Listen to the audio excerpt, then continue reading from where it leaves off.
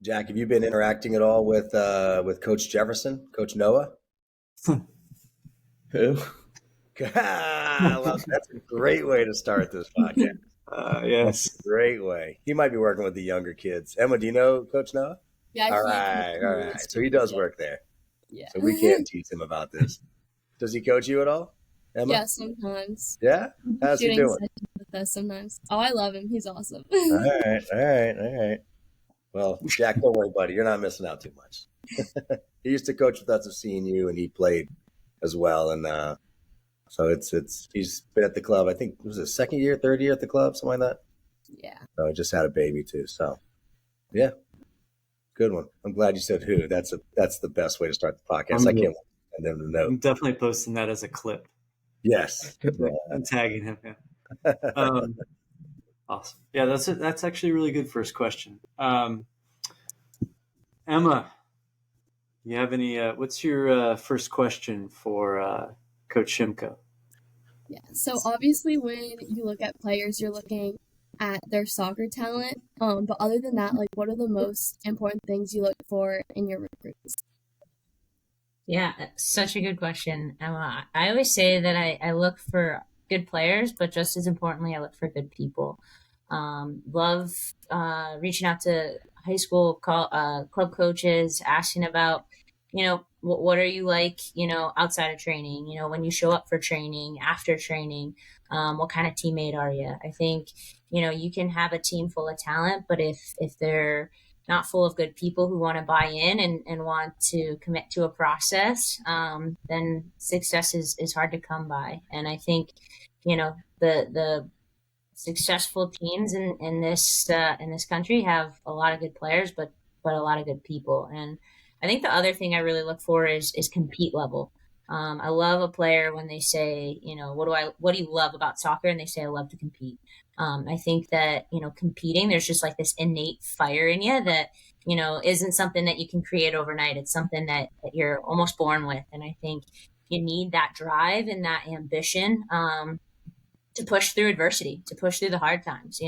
Seasons have ebbs and flows, and you need somebody who wants to compete and make those people around them better. So I'd say just good human beings, people who are inclusive, caring, supportive, but also, want to win. They want to fight for that W. So I'd say those are two really important things I look for in a player. Emma, you have a follow-up to that? Yeah, so what about in terms of academics? What do you look for in players? Yeah, I think that's another piece. Obviously, that's a big piece of the puzzle is, are they a good academic fit?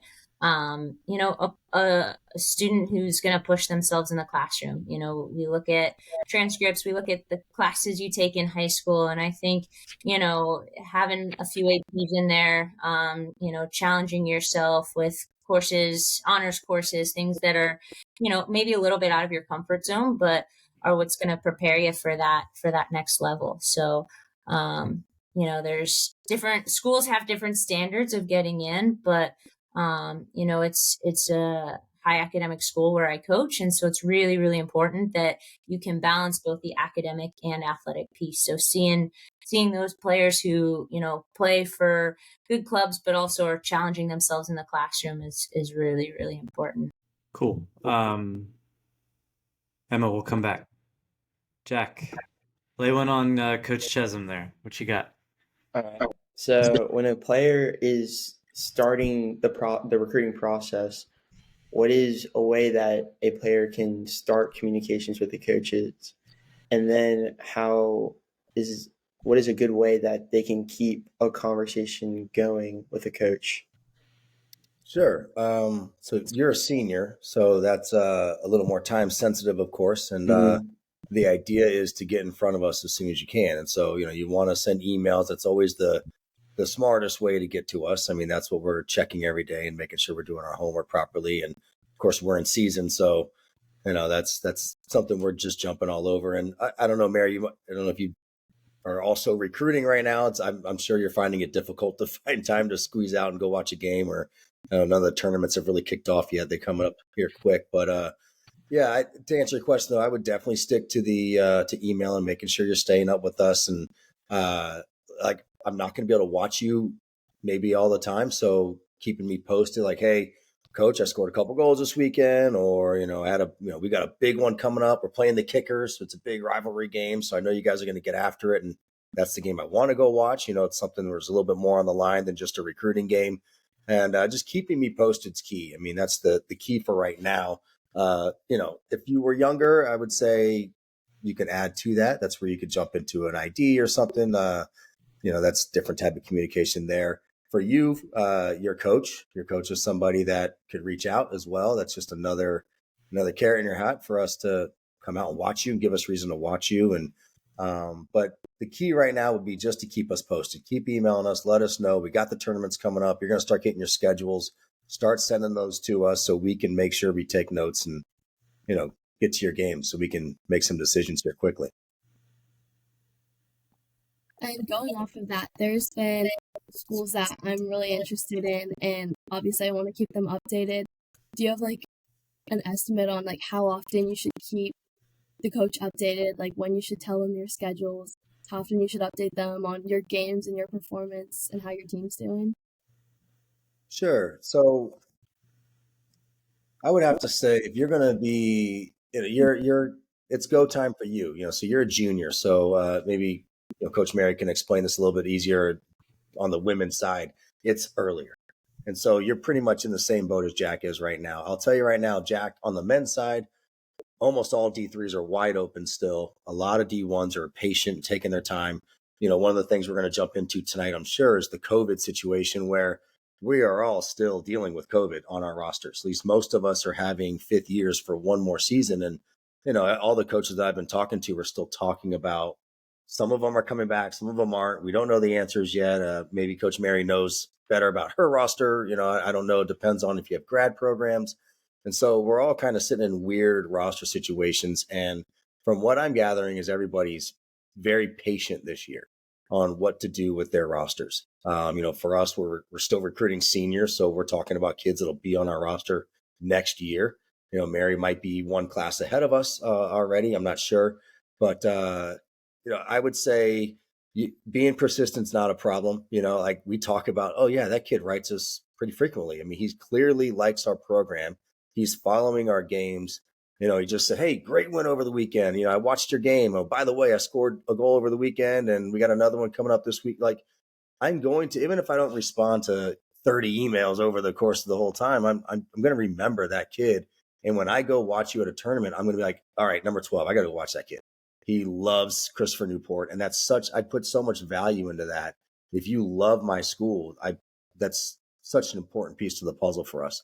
And so I'm, at the very least, this is all you can ask for, is I'm going to make sure I focus on you during your game. And so, I would be persistent, once a week update. It's not going to hurt us. I would be careful with the timeline and making sure that you're getting some honesty after you've been seen, and that'll help how often you email the person. And well, let me fire something back at you. What is your list right now? Like, how many schools? You don't have to give me specifics, but how many schools do you have on your list? I'd say there's 5 main schools that I've really been looking at. I definitely have a top 3 or 4 that I'm like really interested in. I went to visit their campus. I've done campus tours. I've met with their coach and players. So I would say about 5 that I just love every aspect of. Okay. And are you going to one of those schools no matter what? I hope so. Okay. I like that. Yeah, I'd say, to reiterate what Justin is saying, like reaching out every couple weeks, like doesn't have to be long whatsoever. Just like, hey, coach, saw you play, Rochester this past weekend and really liked what I saw. Or, hey, I see, your record is so and so. Like, just had a game last weekend. This is how it went. Even if you have like a few clips from that game, but something short and sweet. Doesn't have to be a super lengthy email. Just saying, hey, I'm still interested. There's some tournaments coming up, like Justin said, and just letting us know where you're going to be. And, if you have that showcase schedule, you can include it, but just giving them, hey, I might be at this same showcase as you in a couple weeks. If you're there, can you come watch me play? Just casual, consistent feedback is totally acceptable, and really helpful, because exactly what Justin said is like, I'm going to put in that effort, in seeing you, since you're putting in that effort and, trying to consistently communicate with us. Like, I love that. I think you were spot on with that, Justin. Emma, where are your schools located? How many are Virginia? 2. 2 out of the 5. Yes. Gotcha. Jack, what about you? What's your list look like in terms of geography? Where are you located? I'm mainly Virginia. Mainly Virginia. Okay. That's good. So Emma, you went to a soccer masters camp. And so that you got to be seen. Were the other, would you say 2 were Virginia? Were the other 3 out of your 5 there? I believe so, yes. Oh, there you go. That's good. All right. And then Jack, you know, if you're looking in state and you're going to be seen very, very frequently here in the next month or 2. That's good. So you guys are doing your homework. I like that. I think you're on mute, Scott. I think I would have learned by now. Yeah. The what are the big events like on the boys' side and the girls' side that are upcoming that these guys will hopefully be at, that you guys are going to? Go ahead, Mary. Yeah, and On the girls' side. we have a local one up here, the NEFC Showcase. I know there's PDA coming up in a couple weeks, ECNL Tennessee, and then the same weekend is the GA Showcase in Norco. But staying up here for a few local tournaments, and then we'll be heading to Tennessee and California in the next couple weeks. Gotcha. On the boys' side, I'm hoping I don't go recruiting until December, because that means we're making a nice run there, right, Mary? Right? You don't want to do it. I know. Yeah. Would love to be doing the same. Exactly. But coming up, you have. I know that we're going to be a little bit more geography based. I mean, we're a state school, so kind of like Jack's situation, we're looking for not just in-state kids, but that's where that's the cheapest for those guys, and so we do really well there. And so we'll stay somewhat local. We'll look at the NCFC event in Raleigh. It's the same weekend as Bethesda, so that makes it a little difficult. Those aren't exactly right next door to each other. And I also think the ECNL Regional League event's the same weekend, so that makes that one very difficult. And then we have the same. Your tournament's in Nashville, ours is in Greer, South Carolina for the ECNL event, and we have a few ID camps as well during that time. And I think there's a Thanksgiving weekend one in Maryland that we're going to check out as well. So those will be the main events. No, go ahead. Sorry. And going off of that, when you guys look for recruits and are trying to find players, you guys recruit mostly from showcases and tournaments and seeing players there, or from ID camps that you guys host? I'd say for me, it's a bit of both. Primarily it's players reaching out saying, "Hey, coach, like, I have a ton of interest in Brandeis and would love for you to come watch me play." And then, if I get the chance to see them play and they're like Emma, like you said, consistently communicating, put in the effort to go see them. And, if they have the opportunity to come to our ID clinic, I think it's, we actually do have a really great turnout, and I think a good experience for our recruits. They get to meet the coaching staff, they get to see the campus, they get to see some of the players. And I think that that's a great opportunity to get some of those kids we see at the showcase to get on campus and, get a feel for what it's like here. So mixture of both. I'd say I don't generally get too many kids where it's just a one-off. They come to our ID clinic and that's that. Has that happened? Yeah. But typically it's, I've seen them in a few other events and have made that connection with them. I don't know, Justin, what about you? Sorry, I got stuck there. Well, yeah, I mean, the answer would be both. I definitely put a ton of value into the tournaments. We're going to go and see the teams that we want to see and the specific players. And going into the big events, we get a lot of emails, and so we want to try to, maybe in the beginning, we'll spread ourselves out. We'll spend most of our time in the next few events will be senior driven, just so we can wrap up our class. And going into the spring, we'll still watch some seniors because there'll still be a few out there that are good players that are still looking for a good home. But most of our attention will be on to the 2025 class and starting to build what that database is going to look like. And then from there, though, we will start, we want to invite a lot of people to our ID. We want to see who's super interested in Christopher Newport. And then from there, we will, obviously pull more kids out of that. I mean, the ID camps allow us to coach kids one-on-one, to, really interact with them, get to see who they are on the bench. I usually will just during an ID camp, I'll just go sit down next to kids that I'm interested in and just talk to them. I just want to see kind of what they're thinking, what's going through their mind during the game, give them a little feedback. It's something that I'm not allowed to do at the Jefferson Cup or at another tournament. I can't coach you guys during that. So it really gives us a different opportunity to see who you are and, see if there's a relationship there that we want to build and see if there's an opportunity to bring you on. So definitely all of them. I will tell you this though, Emma, my guess, Mary, is that you are recruiting way more national than I am. You're probably looking coast to coast and north and south and, with the demand at your academic place, and you're probably getting interest from all over the country. I mean, we do too, but not at the level that you have to get it from. Are you spending, Mary, more time on film, and how critical is that for you? Because I mean, you can't just, I'm going to go hop on a plane and go watch this kid in LA for a game. It's not going to happen. Yeah. I do spend some, especially with the kids from the West Coast, like the film piece definitely helps. And I think, I'm somebody who needs to see, the players in action live in person, but like that little preview of what they're like over film is so critical and so helpful. Helps me kind of narrow down my list when I go to showcases. So, yes, yeah, film is huge for us here, but it's not the end all be all, and it's not like that's not what I base my decisions on. But it certainly helps when I'm like right now I'm like kids are reaching out from the West Coast saying, hey, like I know you can't see me play right now, but here's a clip of a goal I had last weekend, and just helpful to keep that communication. And then when I do have the chance to see them play, I'll have the opportunity to hopefully prioritize them in that tournament.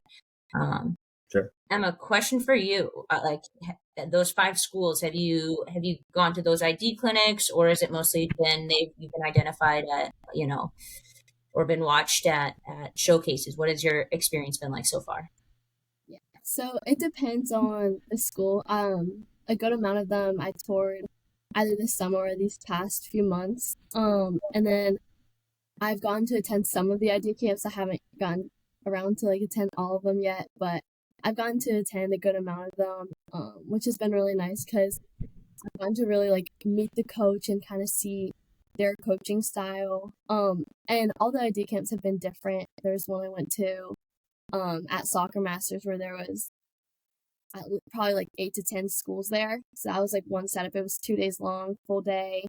And then there's another one where it was one school, a whole day, where there's Q&As with the team and players currently there, and also the coach. And it really helped me, I think, learn more about the program and what they have to offer, and also the team culture. There's an ID camp that I went to, I think 2 weeks ago, and it was really neat because they invited us to come the day before the ID camp and get to watch one of their games against their biggest rivals. And I think that also helped me get to see the playing style, which really got me interested in the school too, and the team, just knowing, seeing that they play kind of similar to how my team plays. So, yeah, so they've all been different, but I mean, I think, Emma, that's awesome. Getting, your foot on campus, getting to watch them play in person the day before, huge. I would always suggest that, when you're looking at a school, try to go see what the team looks like, watch whether it's in person or on film. But I think that piece really, really helps as well. And getting on campus, getting to meet the team, getting to meet the coaching staff is pretty big. What are you two looking to study? I'm looking to study business, or specifically sports management. So if a school doesn't have sports management, then I'll go into the business side. Okay. I'm kind of interested in the same thing, business and marketing. Okay. So why those two majors? Why'd you pick those two? Jack, why'd you pick I'm guessing regular management if they don't have sports management? Yes. Sports Okay. management specifically because watching a lot of soccer, I kind of want to be a part of like a soccer team, be like the director of football somewhere. That would be like my main goal for a career in the future. But just sports really interest me. So Okay. And then Emma, why did you choose? You said marketing was kind of the Yeah, specialization. Okay. business and marketing. Like in high school, I've taken several like business classes, marketing classes. I'm taking sports marketing right now. And I really just loved it. I've done like we have marketing clubs and business clubs at our school, and I really just enjoy it. And I think it's just something that I'm interested in studying. And what type of career path do you think you're going to go with that? I'm not sure yet. I'm still a Well, junior in high school. you said you're doing some clubs. So what have you enjoyed? Like what does the club do? There's the business club is called Women in Business, and it's kind of just female empowerment and kind of learning about business in the real world. And then the other one's called DECA, and it's a marketing club. I've done that for the past few years, and it's been really interesting. It's kind of like role plays and putting you in real world business scenarios, and teaching you how to like market yourself and market like businesses and like conduct interviews and stuff like that. Nice. Okay. And you enjoyed that. That's why you're excited. Gotcha. Cool. Can I Emma, ask have you? you applied what you've learned into your recruiting process? You kind of I have you guys seen actually. yourselves as entrepreneurs, managing your own little businesses. Yeah, I would Yeah. say for sure freshman year I took marketing. It was just plain marketing, and it's all about marketing yourself. With that, I actually created a website with just information about myself that I can send to college coaches, and it just has information about me, my highlight video, my upcoming schedule, my academic like details regarding like academics, and my resume. That way I can just send the link to coaches, and they can just see the most updated information about myself. So yeah, that's like the main way I really use marketing to help just show Yeah. myself to other coaches who like may not know me in person, and I like may not have the opportunity to see me in person or meet me yet. I feel like that's like so critical in like today's world. Like, yeah, there's so many like female soccer players, Emma, and like you have to be able to market yourself. I think there's like historically, people assume, oh, you go to a showcase, you get looked at by a coach, they ID you, that's how you get recruited. But I think you're on such the right path with how you're approaching the process and marketing yourself. It's huge. I think that's how you catch a coach's attention. You have to be creative. You have to be, promoting yourself, your strengths, what you're good at, what you're passionate about. I think being specific about what you're interested in studying and like including the highlights like that it's advocating for yourself. And, you're starting that as a junior. And I think that's probably why you've already have, a narrowed down list because you're putting in the work into that process. And I will say like Jack, that the women's side just happens so much earlier than the men's side. I think, most Division 3 schools or most Division 1, 2, and 3 schools are wrapping up their 24 class on the girls' side, but so different on the boys' side. So, I think Emma, right time and right process that you're going through right now. Yeah, Jack, you've done a website as well. So, I mean, I guess as coaches, how do you guys interact with those websites, and is it something that you use as a resource when you're, contacted by kids and that sort of thing? Yeah, I actually pulled yours up right now. I'm looking at the last email you sent me, Jack. And look at you, man, jackcranston.com. You got like named after yourself. That's what I'm talking about. So the best part of your email, Jack, and Scott, how many times you heard me say this? This is at your personal email. So I could just press reply and go right to you. I don't have to click on your profile. Oh, I don't have one here. I have to create my own profile just to see your profile And then through your profile, I could find your email so I could finally respond. And if I have 100 emails for the Jeff Cup on a Tuesday, I'm not going to do all of that. I'm sorry. And so that's awesome. I could press reply to yours, and you gave me a link straight to your website, which I just scrolled it, and within 5 seconds, I got a highlight video. So that's perfect. That's exactly what we need. I don't think it could be much easier than that. I know that there's somewhere, it's through the databases, and that's fine, I guess. But a lot of those databases, this is where I get a little concerned. A lot of those databases, I can't press reply. You'll see it has like some 80 character thing that where's that going to go? It's going to go to the abyss. I mean, I remember when my first time in this job, I would see those emails and I'd click reply and I'd send this reply. I'm like, man, this kid never wrote me back. What's going on? And I realized, oh yeah, I'm writing to nobody, and I had to click through your profile and find your email. And I appreciated that. So your email is perfect. I would post it and share all your details. There's probably some laws against that, but great job. It's an email directly to your personal account with just a link, couple details. It's exactly awesome. So that's what we're looking for. If it's someone I've never seen before, when you sent me this email, I didn't know who you were. And so it's easy to click on it, watch a few minutes, and that's great. My best advice for your highlight videos, I've said this a few times, is give me your good stuff right away. Get me liking it. So I'm like, all right, I like these first 3 clips. I'm going to watch the rest of your clips. If your first 3 or 4 clips don't really have anything that I want to see, I may not watch the rest. I mean, it's just the reality of it. So get me hooked, hook me in, keep me there, and I'll watch the rest of your clips. So good job on you. Kudos. Right.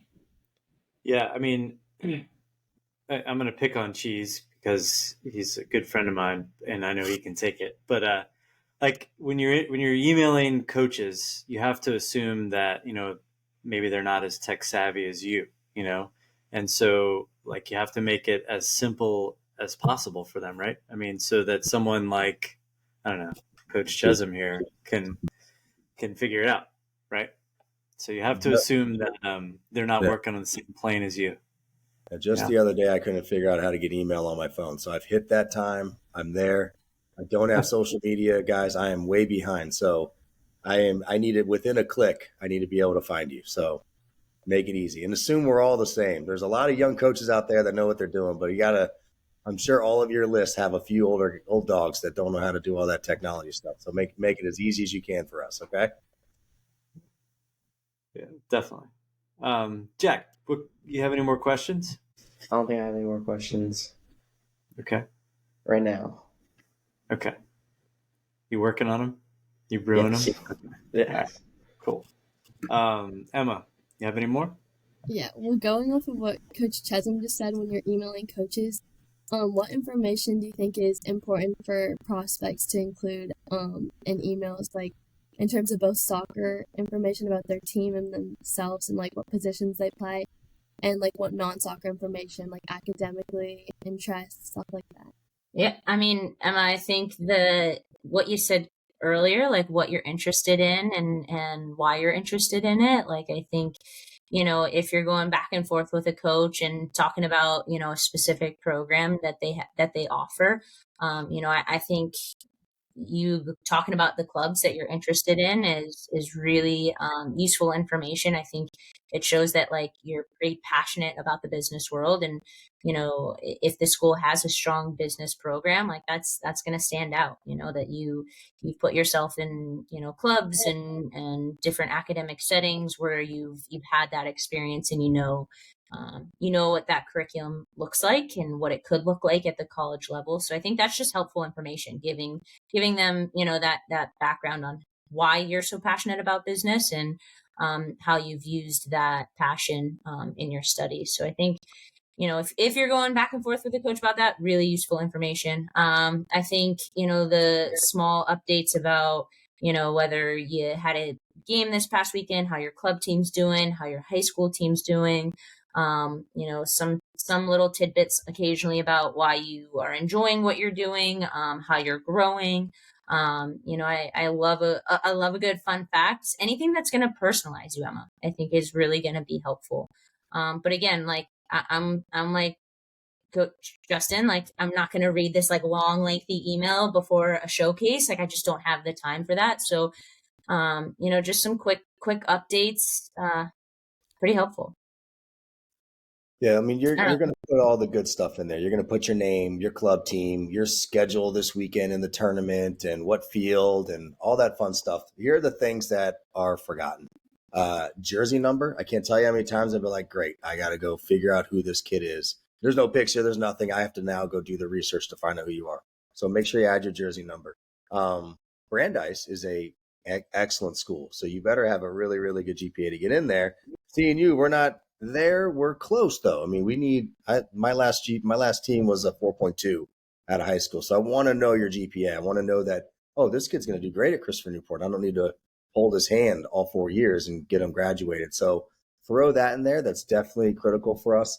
I like hearing some sort of relationship to the university. So if you have a specific reason, so you played for one of my old coaches, or you interact with us in some capacity, or even if it's just simply, I visited the school last week and I absolutely thought it was beautiful. Something that shows me that you've done more than just, okay, who are the top few schools, Division III in the state of Virginia, so I can stay close to home and pay in-state tuition. Like I need more than that. That's going to separate, like you're talking about, Coach Mary. I mean, it's something that's going to grab me. Something like, oh, I did my research. I can tell that. Oh, this is just an email that he took the coach's name and the school's name out and replaced it with the next school and the next coach. Like we can tell that stuff. And half the time, maybe not half the time, but a lot of the time they forget to change the name or something. Now we definitely know you're just sending a mass email out to a bunch of coaches. So make it special. Make it something like, all right, Jack really likes this school. He's a business guy. He sees that we have an awesome business school with a 5-year program for a master's degree. And he visited campus because we're an hour away and he thought it was beautiful. I mean, those two things alone make me say, all right, well, Jack clearly likes his place. Something that's going to separate you is critical. Don't leave that We stuff actually out. had a kid reach out recently. Our team works with a sports psychologist, and she reached out and said, "Hey, Coach Mary, like I actually know that sports psych that your team works with. Like I've worked with them personally. Like stuff like that piece again, like exactly what Justin's saying is like that took me aback. Like not only did they know you know who we were working with, like that they also had that relationship with them. Those pieces are so important, relatability, and you're doing the research, that you're really passionate about the school and the program, and that there's commonalities between both too, right? That like sports psych is really important to you, or the business piece is really important to you. So finding those commonalities with that piece that, connects you to the school. I was thinking, like, talk about Jack and Emma. How you guys are feeling right now, like where you are in the process. Kind of describe the emotions that you have around it, and do you feel like anxious about it, or how are you feeling going into the last few months of this year and into the winter? Go ahead, Jack. I'm feeling okay about how things are going. I have communication with a few colleges, and I feel like that's going good. But I actually have a question about ID showcases and being a senior. Are they like still important to be attending? Because I have the NCFC coming up, and then hopefully my team makes Jeff Cup, which is in March. So would that tournament still be an important, because they have the ID before the tournament? So would that be important to go to? So I would say this. I think it is if you're already far along with some schools. I think that you're now at a point where it's time. It's time for you to start getting some responses. It's time for you to start getting some true feedback. And you may not be able to get it until you get a couple more camps in or a couple more tournaments, because like I said, we're in season, we're in the grind, and I'm hoping I can't go recruiting till December. And then you're talking months and months and months from the last time I might have seen you play. And so there is that chance, but I'll tell you what, I was going to start getting after you guys a little bit, see where you were with your process. But I think that, Jack, you just mentioned you're talking to a few schools. Well, let's say you're getting close, and let's say they're like, hey, Jack, we like you. You're one of the 3 guys that we're looking for that position. that's something that might encourage me to attend their ID camp or attend, Jeff Cup 1 or the NCFC ID camp because that coach says he's going to be at that camp. Well, that would make sense. I think that now you may have reached the point where I wouldn't be just winging it at some camps unless there's some free information. I just think that you're towards the end. It's not over. Don't get me wrong here, but I would say I would start really fighting to get more blunt responses from these coaches. It's time. I just think you're at that time. And I'll tell you right now, when I watch you play in the next couple months, you're going to be able to hear from me exactly my thoughts on you. And so don't attend the Christopher Newport ID camp until you get those thoughts. It's just that time. So, and I'm telling you that right now, we got an ID camp in December. So I'm just telling you, just if you can get those thoughts before the camp, that's my best advice for you. Maybe Emma, you have a little more time. What's your timeline like, Mary? I don't want to ruin any 2024s for you if you're still recruiting them. No, our 24 class is pretty wrapped up, but very much looking forward to getting on the road and looking at some 25s that we're built some relationships with, and hopefully some of those kids have started to narrow down their list.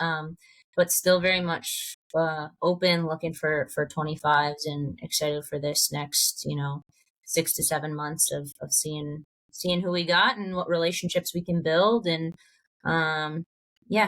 we're pretty wide open with the juniors. Seniors, it's tougher. It's a different situation. On the girl side would say, very different story. But Emma, where are you at? How are you feeling about where you're at in your process and these next few months? I was a little anxious at first because a lot of my team is a year older than me because just how the birth years or your birth months align. And a lot of them were committing as juniors, obviously, early in their senior year, while I was still a sophomore. So that made me a little bit anxious, but I think I've kind of realized I still have another year with strikers. And so I'm still kind of a year behind them, because I'm class of 2025, most of them are 2024s. So I think I've kind of recognized that now. But I feel pretty good about where I am so far in terms of talking with coaches. I've been talking with Glenn, who's our college advisory director for strikers. And he's really helped me figure out a timeline that would be ideal, and just getting certain things, kind of learning certain things by certain times and attending ID camps around, for example, he said I should probably start attending ID camps my sophomore year, and then junior year I should keep staying in communication and narrowing down my list more. And then by early senior year is when your list should be pretty much narrowed down. So I feel pretty good about where I am, and he's helped me feel good about that so far. Emma, it sounds like you have a pretty good plan. And I think way to use your club resources and the people who you can lean on. I would say make sure, yes, really invest in those 5 schools. I think, that's a good number with where you're at, but also keep an open mind, as you attend these upcoming showcases, who knows who's going to reach out? Who knows if there's another school that might pop up on your radar? And, I always say happiness is a huge part of this. Yes, you want the soccer piece to fit. Yes, you want the academic piece to fit, the financial piece, the social piece, the geographical piece. But I think, you got to find what makes you most happy. And, I always, encourage even the kids I recruit to keep an open mind, because you want to spend the next 4 years there. There's so many kids in the transfer portal, and I think really investing in all of the schools that spark your interest is so critical, and keeping an open mind if another one pops up on your list. And I think that's a good place you're at in terms of your timeline. So yeah, I think that's a good point. Because I have my 5 primary schools, but I'm still looking into other schools because my list is constantly evolving as I tour new schools and learn about new schools from other coaches. Other coaches at the Richmond Strikers Club have helped give me kind of ideas of places that might fit me well academically and athletically. So my list has definitely been evolving over the past few months. But yeah. Evolving, such a good word. I think, it's a good way to put it. Emma, do you have any classmates with the Richmond Strikers that have already committed as 25s or even 26s? Classmates, like as in on my team, or just other girls in the club in general. I just since it's a little earlier than the men's side, is have you already experienced some of the girls? Have any girls in the club or anybody you know in the Richmond area, have they already started committing in your class? Yeah, so most of my team is 2024s. I think there's like 4 of us that are 2025 still. But I would say I think there's 8 to 10 girls on my team that are already committed.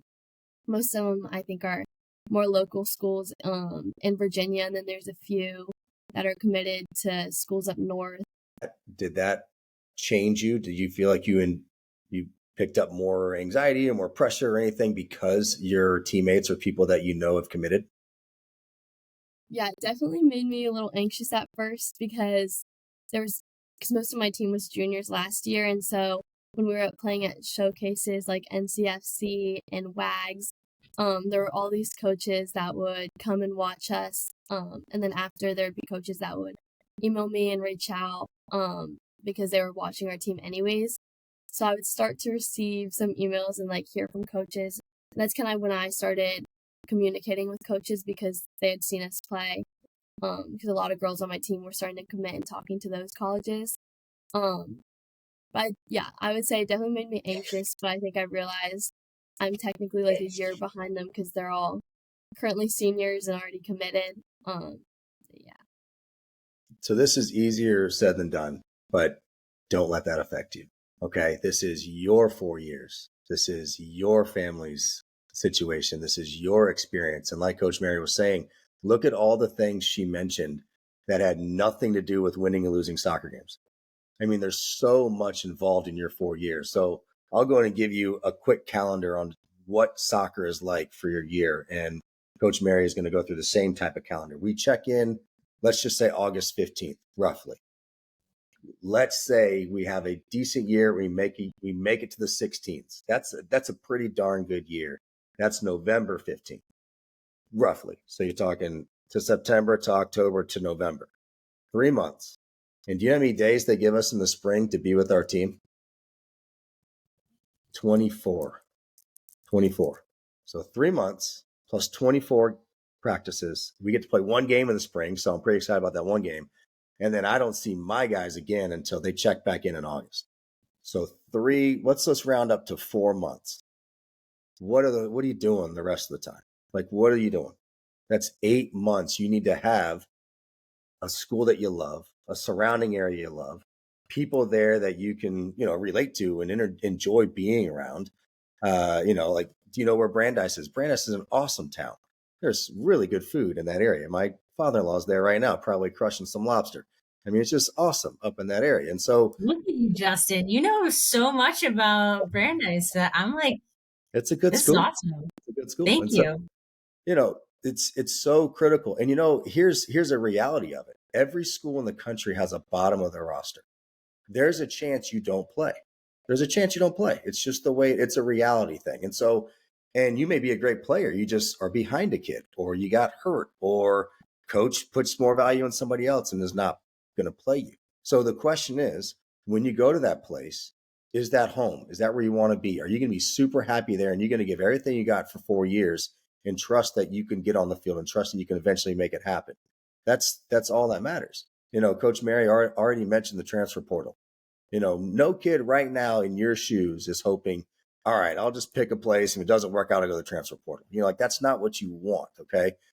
Sometimes you have to get in there. I totally understand. I'm helping some kids do it for grad purposes, so it's definitely an important avenue, but there's a lot of kids in there because they made decisions and they regretted it. They made a decision like, oh, why did I do that? And I asked you specifically, Emma, because I have a buddy in Northern Virginia that coached an awesome team. We're talking 10 years ago, probably your age at the time. So they were all sophomores or juniors. And they had, I think, 12 or 13 girls commit really, really early. And he said it was crazy dominoes. One girl committed, the next 6 like, I got to commit like right now. And they were sophomores and juniors, and they all committed right away, didn't go to school for 2 or 3 years, these girls. And then the worst news about 12 girls that went Division 1, they, specifically, he was talking about the top girls, really good team. They won the national title in conference or in club. Said 9 of them before their freshman year was over were leaving the school. And so I'm saying this to you, Emma, because you're an awesome kid. You've got great grades. You've earned the right to be very picky, and you should be picky. And that's why I started off before we pressed play. I asked you, are you going to go to one of those 5 schools no matter what? And that's why I was asking you, so I kind of wanted to pick on you two a little bit. It gave me an opportunity. Let's say you guys have an awesome list. You're good students. You're coming from good schools. Let's say your top 5 or even 10 schools don't offer you a spot. How are you going to handle that? I would love to hear this answer. What do you think, Jack? You got your 5 favorite schools. I know you got them. I can probably name them because we got some good schools here in Virginia. So tell me those schools, we don't offer you a spot. So many good kids, let's just say, and you're good enough to play at those places, but let's just say it doesn't work out. What are you thinking? What's going through your mind? So if I don't get the college soccer, you don't what get am I doing after? Yeah, no. Let's say you get in, let's say the 5 schools, you get into them, everything works out, but Coach Cheese at CNU doesn't offer you a spot. And let's say Kilby at Merriwell, whatever. I'm just guessing on your list. They don't offer you a spot. Top 5 schools. You're accepted. You're in. You can go to those schools. You can afford it. It's what you want to do. But the soccer isn't going to work out at your top 5 schools. How do you handle that as a senior in high school and you're dealing with that right now? How would you handle that? Well, looking at like the schools that I'm currently looking at, if I didn't get soccer, they'd still be on my list as a school that I'd consider. So it wouldn't be a big hit. Great. But I'd still enjoy going to the school. Yeah, that's an awesome way to look at it. That's why I kind of asked you guys, are you still going there no matter what? You've done your homework. You've done your work. I mean, you have the GPA. You're going to great schools, and it may not work out. It's just the reality of it. I mean, my actually top few schools when I was growing up, when I was in your shoes, did not offer me. And I chose to go a different route. And I'm not sure now that I know what I know, and CNU's a good school, so don't get me wrong here, but I might have done something different knowing the way that I route. So Emma, same question to you. You've got awesome 5 schools. You're a rock star student. You have earned the right to be picky as you can be on which awesome schools to go to. The Brandeises, these NESCACs, Johns Hopkins, you got all these rock star schools, but none of them offer you a spot. What are you going to do? No, I agree with Jack, with what Jack said. I think, like, that's something I've been thinking about. Like, if I were to get injured or something, like, would that still be somewhere I would want to go, even if I wasn't playing and I wasn't, like, playing was not an option. So I think that's what I've been looking for in different schools. But I've also thought of, like, alternatives if I weren't to get an offer to certain schools that I was really interested in. I think I really just, like, love soccer, and I think just staying involved with the game is something that's, like, really important to me. I referee, and I'm really into that, and so I think that's something that I would continue to do if I weren't playing soccer, because it would obviously open up more time for me. And I think just staying involved or, like, coaching, like, youth soccer, I volunteer over the summer and do coaching with Richmond Strikers sometimes, and then a few other, like, youth clubs around here. So I think just staying involved with this sport is something that's, like, really important to me. That's awesome. Music to my ears. So I was hoping you both said that. I think that's a fantastic answer, and you've earned it. That's why I asked you those questions. And Emma, to your point, there are other ways to be involved in the sport or other sports in general without being on the women's soccer team or the men's soccer team. There are definitely ways. We have intramurals, there's club sports, there's other sports on campus for intramurals and for club. And you could also volunteer, with the department or start getting a job in the department. And maybe you're working under the AD and you get to see other parts of what it takes. I mean, like I said, our seasons are 4 out of the 12 months. And so there's so much to the job other than kicking the ball on the field. So good for both of you. I think those are awesome answers. And I think that if there are kids that are going to be listening to this, I think that they absolutely should hear that. And that's the best answer you could possibly give. And I appreciate both of those. And to add to that, you never know down the line, like if a program, we graduated a big class last year. We had 11 graduate from our senior class. And so, we had a young lady who had a lot of interest in the program, her junior, senior year of high school. At the time, we didn't offer her a spot, but she did exactly what you two were talking about. Applied to the school and reached out and right before school started and asked if she could walk on and we offered her a tryout in the spring and now she's on our roster. So I think, she's thriving. Like she picked the school because of the academics, because of its location, because of, the feeling that she got when she walked around. And now, she's thriving in soccer because she picked the school based on what would make her the most happy. And so, really, really good answers from you two. I think that's awesome. Can I That's challenge you? such a good question. Can I challenge you guys again? Have you already had the conversation with your family about how you're going to pay for college? Jack? I haven't yet. You haven't? I feel like not yet. Well, we've had like smaller discussions because I've gone on like tours where they've kind of discussed like financial aid and stuff like that. So we've had like small ones, but I think also I've realized from what Glenn has said is D3 doesn't give athletic scholarships. So something that we've also looked at is like academic scholarships. 'Cause I'm not 100% sure, but I don't think D3 gives athletic scholarships. Correct. But Jack, have you had the conversation? They've offered to help. Cool. So you know the answer. Like that's the most critical thing is you need to know the answer. Because the worst thing that could happen is, boom, I got into my dream school. This is where I want to go. They haven't offered me a spot. I'm going to go play soccer here. And then you see that sticker price. And then you go, oh, that's way more. Like, wow, that's shocking. How am I going to handle this? And the best thing is to know the answer today. Like, why not know it right now? And you might get great news. Hey, we've been stashing away. It's a bunch of cash underneath the couch. We got you covered. We're good to go. Or you may hear the bad news of you're paying for school all by yourself. Figure it out on your own. And the last thing you want to do is find that out in March or April of your senior year. And then you've been thrown a massive curveball and now you have to completely change your route. Know it now. Know it as soon as you can. As soon as you get off this podcast, that's the conversation that I would have right away is how you plan on handling that. Because it's not cheap, guys. It's not cheap. It's getting more expensive every year. And but you're right, Emma. There's so much money out there. There's billions of dollars in scholarships every year that aren't used. And you both are going to qualify for stuff. You got great grades. You're great students. I'm assuming you could write a good essay or do a good interview. So I would absolutely do the searching. You're going to qualify for certain money out there.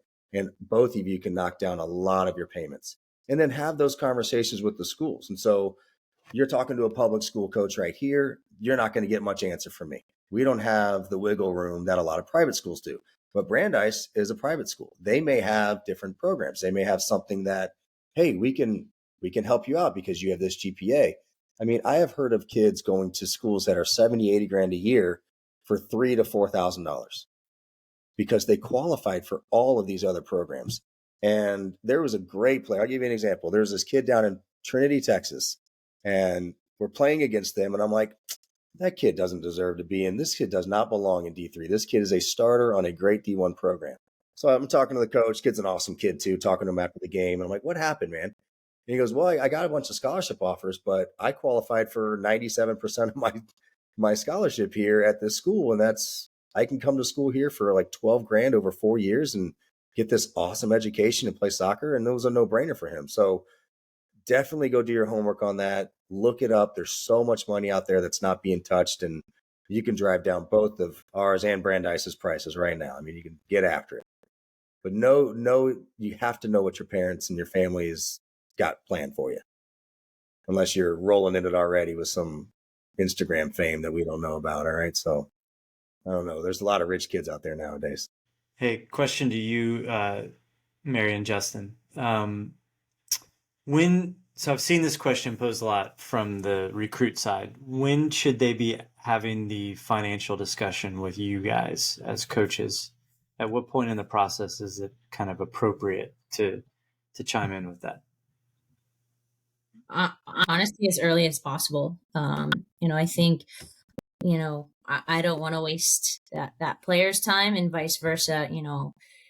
If they're really, really excited about Brandeis, but, don't have the capacity or the opportunity, or, don't qualify for, financial aid or the programs that Justin's talking about, it's really, really hard to make it happen. We don't offer athletic scholarships. So the sooner we know where your family's at in terms of the financial piece, the better, because that allows us to have really super honest and real conversations about if this can become a reality. And sometimes it can be, and sometimes it's hard and it can't be. It is a really expensive school, and it's my least favorite part, but it's one of the most important parts of the decision making process. So just like you want, really good people in your program, we also want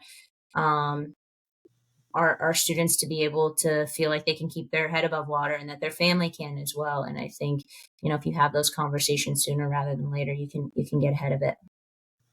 Yeah, as early as possible. It's pretty much as important as, do you have the grades to get into Christopher Newport or Brandeis? I mean, we need to know that pretty quick. And the best part for you guys is to not only know the answer from your family right away, but jump into the FAFSA and get your ducks in a row on financial aid. And there's state stuff out there, there's national stuff out there, and jump into it as soon as you can, because that's going to open more doors for you. It's going to help the conversation go along quicker. And who knows, they may find something that you're like, oh, wow, this is true about you. This is cool. You actually qualify for this. And then you go to Brandeis and they're like, we actually have a program for kids just like that. And next thing you know, you just cut it in half again or something like that. And so it's a lot of homework on your own part, but it's so worth it, because you're talking tens of thousands of dollars a year that you get to save. I mean, you definitely don't want that when you're 22 years old and you're graduating, you're trying to find a job and you have a lot of bills that you have to pay. I mean, you want to get that thing down as fast as you can.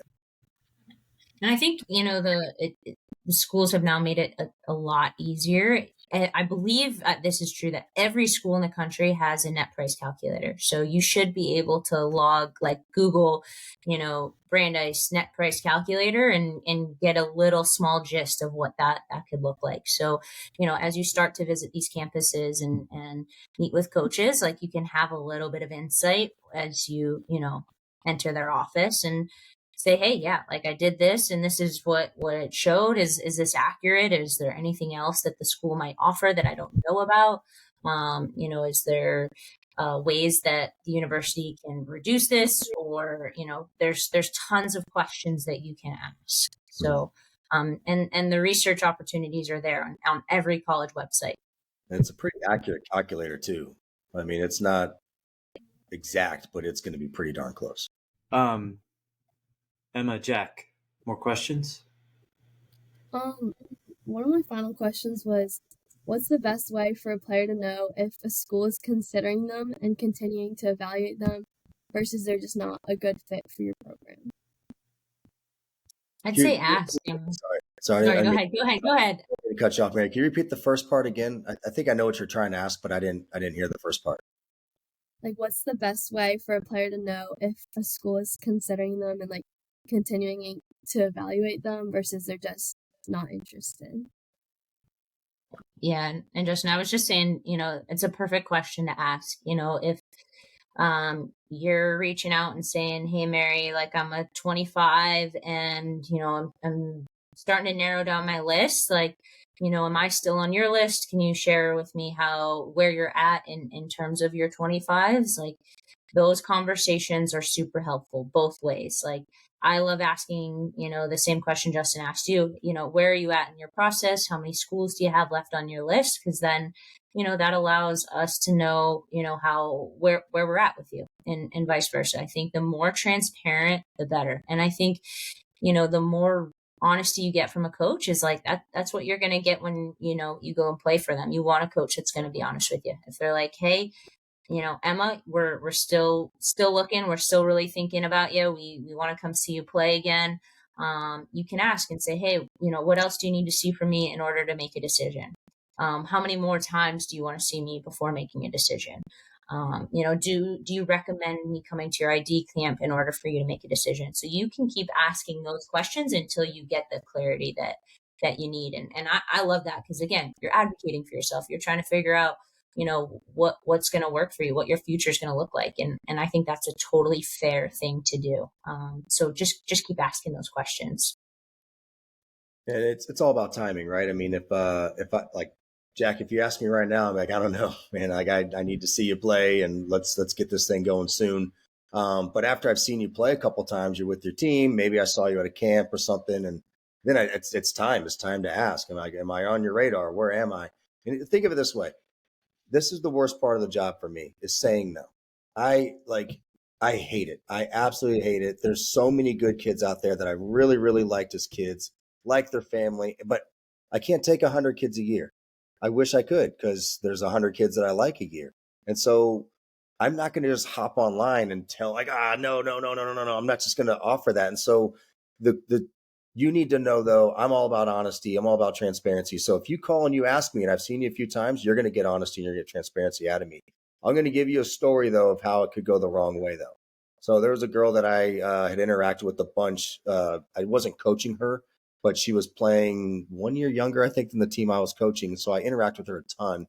Awesome kid, pretty good player, had her sights set on one school, and she's in her senior year. It's pretty late, and she says she's going to their ID camp. And I just looked at her and I said, well, how many ID camps is that now? And that was going to be her 4th ID camp at that place. And I said, all right, how many times they come to watch your awesome club team play? Really good club team. And she said, oh, they've been to like 4 or 5 games. I said, okay, so they've almost seen you 10 times, and they just told you they need to see you again. I said, they're done. They're done. You're not going to school there. I just had to be blunt with her, because she didn't do the homework. She didn't, like, hey, I need to know, like, am I one of your wingers or not? Am I someone that you're actively recruiting or not? If you just tell me you need to see me play, it's like, all right, well, you can say that to 100 kids. Why are you saying that to me? You've already seen me play. And so getting after the coaches, if they've seen you play a few times, it's time to start getting some really good feedback from them. And, if you're getting some roundabout answers or whatever, that's kind of a story. They're telling you a little bit of a story there. I know, I've been guilty of it. I'm sure there's coaches that have done it, I'm sure. And it's giving you like, all right, this is kind of kicking the can down the curb. This is, all right, you've seen me 5 times. What do you need? Why do you need to see me again? Without more feedback. Like, go ahead, and this is your time and your money in your 4 years. It's time to start getting some concrete, this is where I stand with you, Emma. This is where I stand with you, Jack. Answers. You need to know that stuff. If it's been 3 or 4 times, I would say it's probably time to get some honesty. Yep. Good answer, Coach Chezem. You guys have anything else? Coach Jack? Chezem, Sure. for the 2024 class, how late do you think for this class do you think would be too late to start conversations with like a coach, or start conversations with you for a player? Well, it's not too late today. I'll tell you that right now. And it's a good question. And that question is probably going to be different every year. Like you just heard Coach Mary said she lost 10 girls. That's a different recruiting class than if she just lost 3 girls. So you're going to get different answers. So that's a great question. You need to ask coaches, like, what is your timeline for my class? That's a great question. So Christopher Newport men's soccer, for this year's class, we have 0 committed, and I'm about to graduate 11, and I had 1 kid step away from the program. So I'm losing 12 guys this year. According to my president, I need to bring in 20. Just teasing a little bit there. So, but I would like to bring in probably 8 or 9 to replace those 12. And I have 0 right now. So still wide open. You're a really good player and you want to come play at CNU. Yeah, I would take your email today. But, we got the tournaments coming up. We've got 4 offers. 1 kid just committed to play football somewhere. So how about that one? So now's the time. But great question. And that's something you got to ask all the coaches, because you're going to hear all of us have different timelines. And one thing that you've said more than one time on here is that, look at the roster, see who's graduating, I guess it is a little confusing right now because of COVID. You know, kids might have another year of eligibility and be hanging out for another year, but you know, get a rough sense of, you know, what the roster should look like the next year as well. So, anything else? Coaches, you got anything? Big thank you All to right. you both. Good for you. Both of you. Awesome job. I hope that you go to one of your top 5 schools. I hope you get to play too. I'm rooting for you both. And Jack, I'm looking forward to your email. Okay, buddy. All right. I Thank need you. all right. So I can watch you play soon. And Thank Emma, you, tell guys. Noah that hi. Thank you.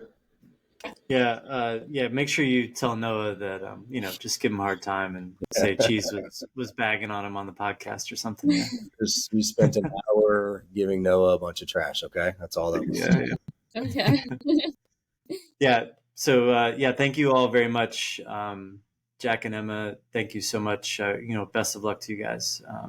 And, you know, coaches, best of luck to you guys the rest of the way. Thanks, Thank Scott. you. Really nice meeting you all. Thanks, Scott. Appreciate it. Thank you. Thank you. Take care. Thank you. Bye. Sounds good.